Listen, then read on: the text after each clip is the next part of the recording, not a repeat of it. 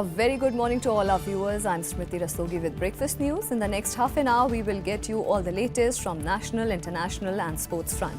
But before getting you all the details, a quick look at the top headlines. Election Commission's open challenge to political parties. Poll panel asks them to try and hack EVMs. Centre welcomes the move. Repolling in 38 polling stations for Srinagar Lok Sabha by-polls, counting for assembly by-polls in 10 assembly seats across states today.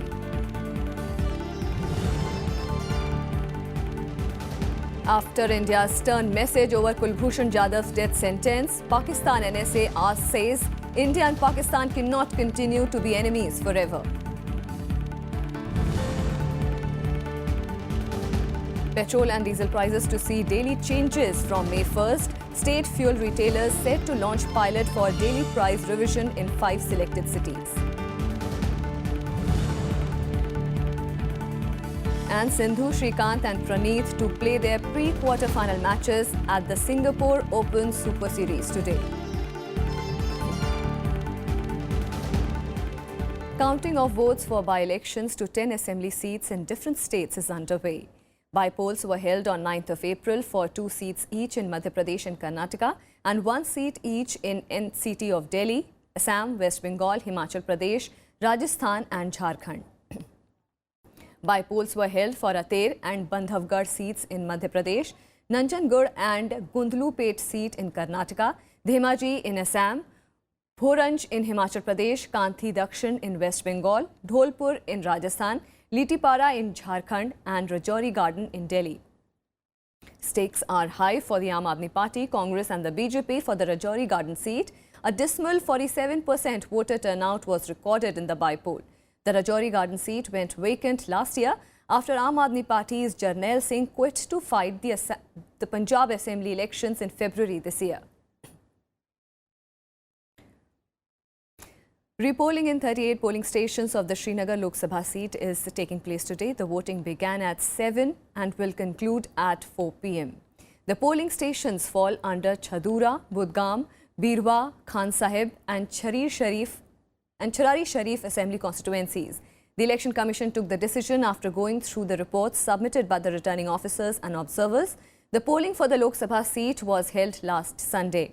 Large-scale violence erupted during the voting on Sunday, resulting in the death of 8 civilians. Also, the lowest turnout of 7.14% was recorded during the polls. The counting will take place on Saturday. The Election Commission has invited political parties and experts to an open challenge to try and hack the EVMs.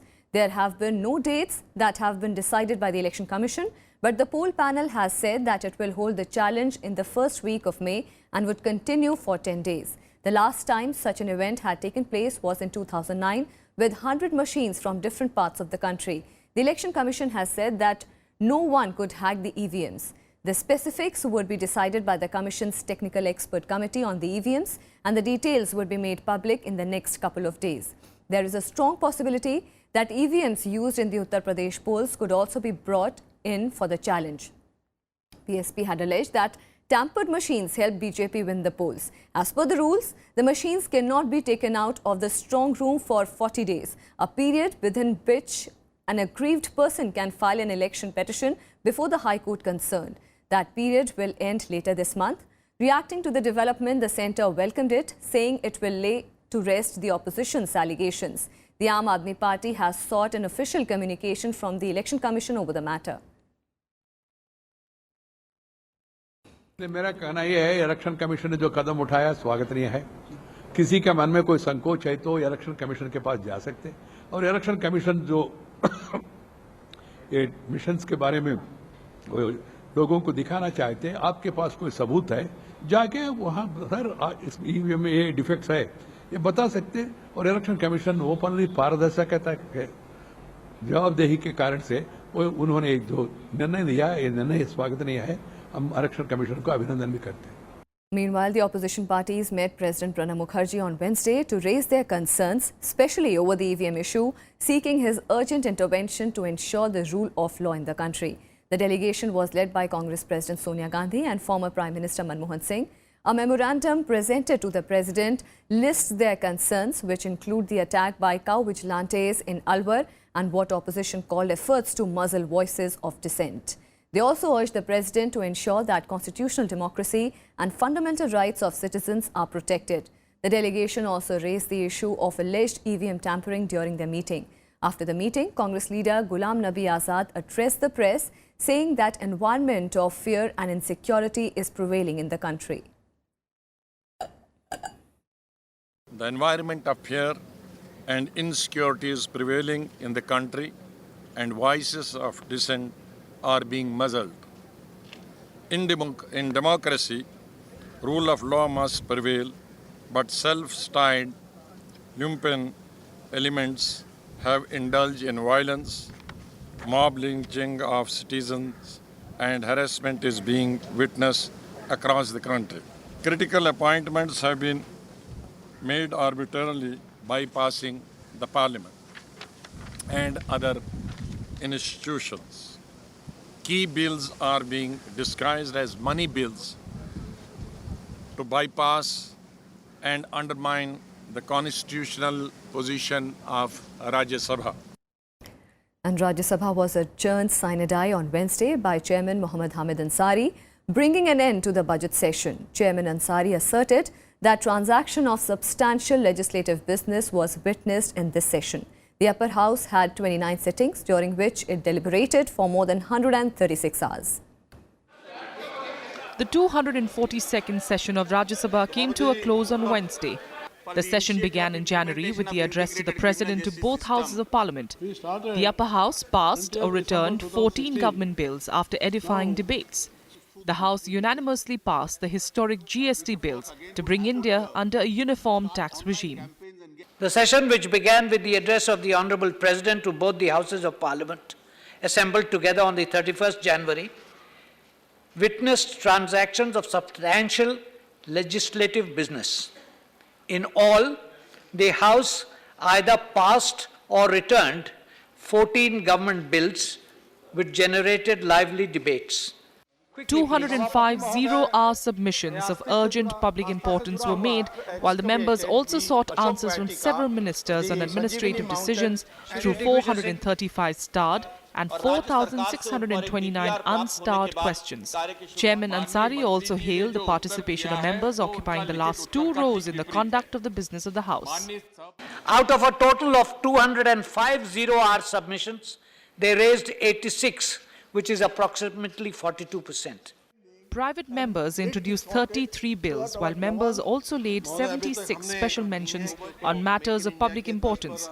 During the session, 153 reports of various parliamentary committees were presented. Only one new member, Manish Gupta, was elected in the by-election from West Bengal in this session, while two members, Mithun Chakraborty and Vishnu Charan Das, resigned. I take this opportunity to thank the Leader of the House, the Leader of the Opposition, Ministers of Parliamentary Affairs, the leaders of various parties and groups, and the honourable members for the cooperation extended by them in the overall functioning of the House. The budget session 2017 commenced on the 31st of January. Both the houses were adjourned for a recess for a period of 27 days on the 9th of February to reassemble on Thursday, March 9th, 2017. Kriti Mishra's report for Rajya Sabha TV. And a group of BJP members of Parliament on Wednesday called on the Prime Minister Narendra Modi to compliment and thank him for the working for providing constitutional status to the new Commission for the OBC. Speaking on the occasion, the Prime Minister said, giving constitutional status to the new panel will help improve the living conditions of the people from these communities. Modi also asked the MPs to make backward classes aware about the bill and how it would be a game changer in their lives. He, however, accused the opposition parties of denying backward classes their rights by blocking the passage of the bill, which accords constitutional status to the OBC Commission in the Rajya Sabha. Modi expressed surprise at the stand of the opposition, as members of all parties had been urging him for bringing the legislation. Congress, however, hit back at Prime Minister for accusing the opposition of denying backward state castes their rights by allegedly blocking a bill which accords constitutional status to the OBC Commission. The party said the Rajya Sabha, which sent the bill concerned to the Select Committee, is entitled to have its opinion on the legislation in a democracy, the meaning of which it alleged the Prime Minister does not understand.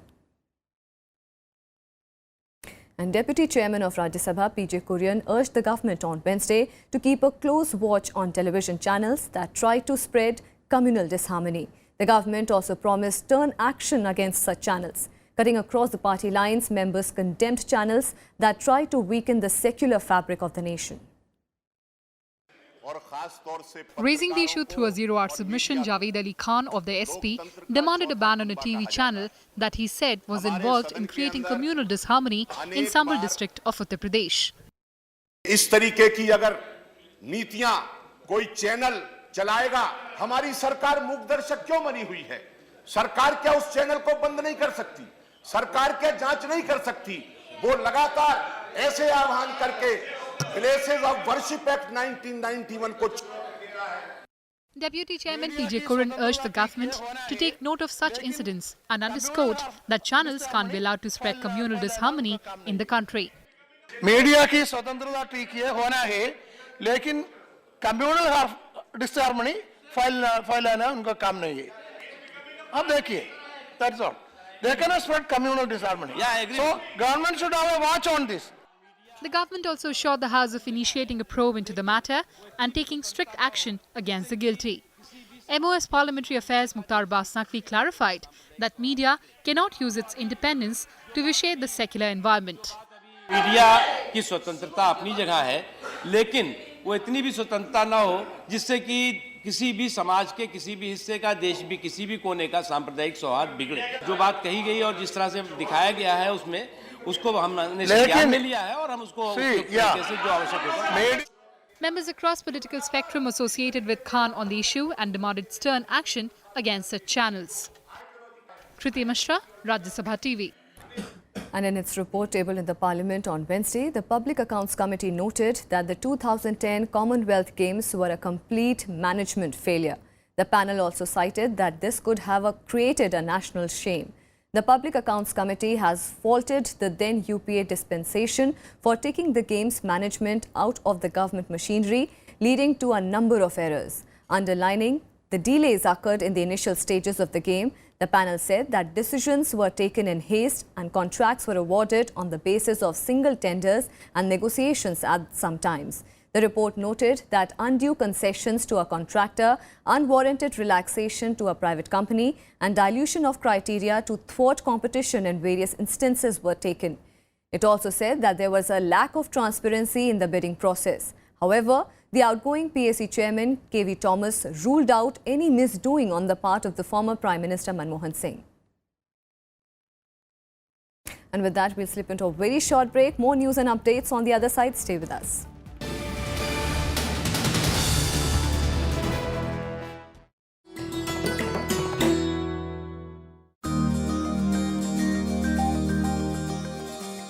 Harappan sites are a treasure trove of sophisticated pottery.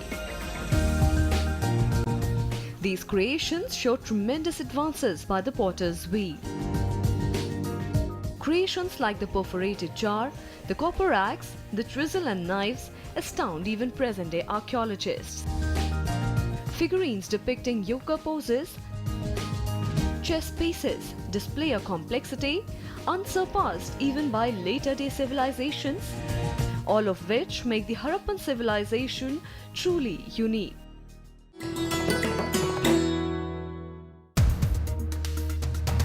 Leaders like Jay Panda, Tathagat Satpathy, we've seen them involved in a Twitter war recently. What is this symptom actually? These are individuals I don't want to comment upon. There are no other senior leaders where there is a problem. BJD is going back to the old dark days of 1990s. There was widespread corruption, then sheltering of people with criminal backgrounds. All that is happening right now. Apart from the chit fund, there is no other issue of allegation of corruption. What happens to BJD after Naveen Patnaik? Leadership evolves as times change. Watch to the point with B2 Janata Dal leader Pinaki Misra only on Rajya Sabha television.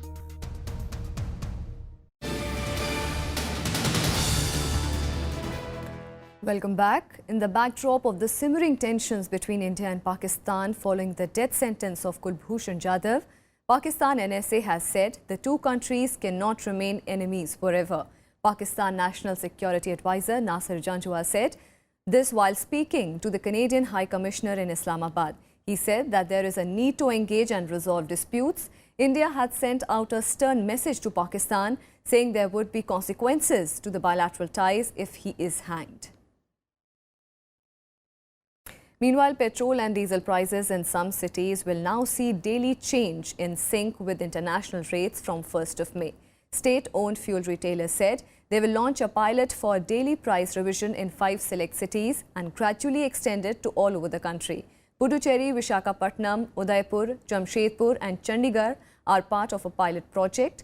Instead of using fortnightly average, now the pump rates will reflect daily movement in international oil prices and rupee-US dollar fluctuations. State-owned retailers currently revise rates on the 1st and 16th of every month. Daily price change will remove the big leaps in rates that need to be effected at the end of the fortnight. It is good because the price will be not be bigger, means there will be no big difference of price minus plus. Whenever there is a forthcoming price divisions, the volume of minus plus goes very high. So it impacts the customer as well as the dealer. So once the price goes down, that time our dealers get a huge loss. So if this is good, better, in fact it's good decision if it can be changed regularly on a daily basis. And the retail inflation increased marginally to 3.81% in March after a surge in the price of few food items. Industrial output measured by the industrial production figures shrank by 1.2% in February. Here are the details.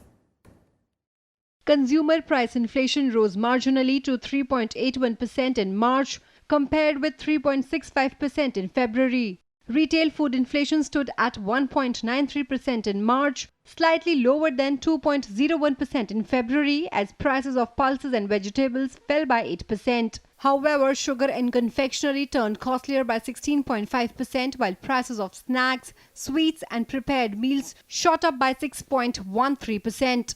Industrial production contracted by 1.2% in February with a sharp dip in manufacturing sector. In contrast, IIP grew 3.27% in January. While mining sector grew by 3.3% in February, manufacturing declined by 2% and electricity production expanded by a mere 0.3% in the month as compared to February 2016. The Reserve Bank of India kept its key lending rate unchanged last week. For 2017 and 18, RBI projected retail inflation to average 4.5% in the first half and 5% in the second half. Kriti Mishra's report for Rajya Sabha TV. And here are more updates from across the country nationwide. Odisha Chief Minister Naveen Patnaik on Wednesday visited Bhadrak and reviewed the situation with senior officials. He said strong action will be taken against those whipping up the violence in the name of religion. The Chief Minister also assured full compensation to the victims. Meanwhile, the district administration also relaxed the curfew for 9 hours from 7 a.m. to 4 p.m. A police case has been filed against BJP youth wing leader Yogesh Varshni for announcing 11 lakh rupees bounty on West Bengal Chief Minister Mamata Banerjee's head. The complaint was filed by Trinamool Congress councillor Ramphul Upadhyay. Meanwhile, the state CID is likely to take over the investigation. A fire broke out at the IIT Madras campus on Wednesday. Nobody is reportedly injured. About 5 fire tenders were brought in immediately and the fire has been brought under control. Police said that the cause of the fire is yet to be ascertained. And on to some more developments. The first Indo-UK strategic dialogue will take place today. Ahead of these crucial talks, Britain has sought holistic relations between the two countries. It has said that the relationship between the two countries should not only involve sale and purchase of equipment, but also include sharing expertise. British Defence Secretary Michael Fallon is in India and will join his counterpart Arun Jaitley for the dialogue, which was agreed in November 2015 during Prime Minister Narendra Modi's visit to London as a part of the Defence and International Security Partnership. British Defence Secretary Michael Fallon is in India for one of the most important tasks post-Brexit. As a leading defence equipment manufacturer, Britain wants to associate with the Indian defence industry. And in his meeting with Defence Minister Arun Jaitley on Thursday, Fallon is likely to propose that Britain and India produce and export together. Today, not just to see what more we can make in India or make with India, but to see what more we can design, develop, add value with India and export together to third countries and to new markets. How we can better match British experience with Indian brainpower. Before the formal talks, Fallon underlined that Britain too has witnessed periods when it faced significant procurement roadblocks from the legislative side that were subsequently eased with the private involvement. India's proposal for technology transfer is one such area where Britain is trying to work out a framework. But it's also that we work together to design, to develop these technologies, to use the best of Indian brainpower against the expertise of our long-established defence companies, to create the new products, the new high-tech products that the rest of the world is looking for. Now that is my vision from this collaboration. In his talks with an Indian think tank in Delhi on Wednesday, Fallon disclosed that Britain is providing lakhs of jobs in the defence industry. Fallon may also suggest reforms in the procurement process to streamline the defence trade that has been stagnant in the last few decades due to political understatement in India. India can be best opportunity for Britain post-Brexit, but the question is that of being competitive and also convergence on issues like China and Pakistan. Akhilesh Suman for Rajya television with camera person Sanjay Kumar in Delhi. And moving on to the international developments, Bangladesh on Wednesday executed banned Harkat-ul-Jihad al-Islami chief Mufti Abdul Hanan and his two associates. The execution was for a 2004 attack on a shrine that killed 3 people and wounded the British High Commissioner at that time. The move comes days after the president turned down their clemency pleas. Hanan was hanged at Kashimpur jail in Ghazipur along with his accomplice Sharif Shahidul. Meanwhile, his associate Dilwar Hussain Ripon was executed in Selhad jail. On March 19, the Supreme Court had reconfirmed its earlier verdict, endorsing death penalty to Hanan and the 2 other associates for the 2004 attack. And Russia has come to the rescue of the Syrian President Bashar al-Assad yet again. Moscow on Wednesday vetoed a draft resolution at the UN Security Council that would have condemned last week's alleged chemical attack in Syria. The resolution was presented by the US, UK and France that besides condemning the chemical attack would have also backed an investigation on it on the ground by the Organization for the Prohibition of the Chemical Weapons. The Western nations reacted angrily to Russia's veto, which protected its ally at the UNSC for the 8th time. China abstained from the vote. The suspected chemical attack on the rebel-held Khan Sheikhun on 4th April killed more than 80 people. Western allies blamed the Syrian government, and US President Donald Trump ordered missile strikes against a Syrian Air Force base in response. Both US and Russia on Wednesday also spoke how the events in Syria had further deteriorated relations between them. To my colleagues from Russia, you are isolating yourselves from the international community every time one of Assad's planes drop another barrel bomb on civilians, and every time Assad tries to starve another community to death. People not just in the West, but across the Middle East and the world are speaking out against Assad's brutality. It is long past time for Russia to stop covering for Assad. It is long past time for Russia to push seriously for peace and not continue to be part of the problem. Right now, we're not getting along with Russia at all. We may be at an all-time low in terms of relationship with Russia. This is built for a long period of time. But we're going to see what happens. Putin is the leader of Russia. Russia is a strong country. We're a very, very strong country. Можно сказать, что уровень доверия на рабочем уровне, особенно на военном уровне, он не стал лучше, а скорее всего деградировал. And in the backdrop of the rising tensions with Russia, US President Donald Trump on Wednesday backtracked on his stance on NATO, saying the military alliance was no longer obsolete. Hosting NATO Secretary General Jens Stoltenberg at the White House, Trump said that the threat of terrorism had underlined the alliance's importance. Trump's abandoning of the position of lambasting NATO comes after last week's US missile attack on Syria. Trump has repeatedly questioned NATO's purpose, while also complaining that the US pays an unfair share of membership. Meanwhile, Trump did not do a U-turn on NATO but on China policy as well. In an interview with the Wall Street Journal, Trump said that he would not label China a currency manipulator, despite repeatedly pledging to do so on his first day in office. The Secretary General and I had a productive discussion about what more NATO can do in the fight against terrorism. I complained about that a long time ago and they made a change. And now they do fight terrorism. I said it was obsolete. It's no longer obsolete. It's my hope that NATO will take on an increased role in supporting our Iraqi partners in their battle against ISIS. And on to sports, Indian shuttler PV Sindhu, Kidambi Shrikant and B. Sai Praneeth will play their pre-quarter-final matches of Singapore Open Super Series today. Both players registered contrasting win in their opening round matches on Wednesday. Fifth seed Sindhu staged a superb comeback to win 10-21, 21-15, 22-20 against Nozomi Okuhara of Japan. Shrikant, on the other hand, had a comfortable 21-12, 21-11 win over Japanese Kenta Nishimoto.